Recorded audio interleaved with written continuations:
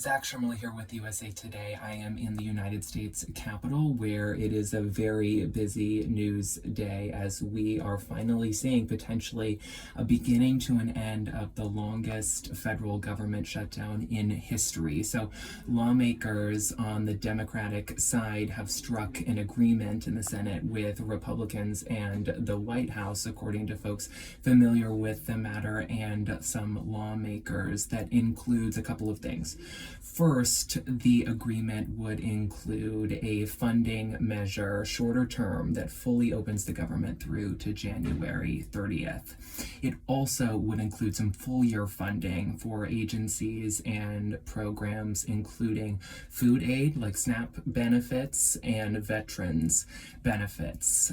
Also in the agreement is a commitment to reversing those federal layoffs, the firings of thousands of people that the White House moved forward with as the shutdown was beginning to take place, and a commitment at some point in the future, in fact, in the second week of December, on potentially extending those expiring Obamacare subsidies that are really at the center of this shutdown fight. Now, whether or not that sort of a vote actually passes in the Senate in December, it's not entirely clear, and there are already some progressive Democrats that are not happy about this deal, but more moderates say that it was time for the government to look toward reopening.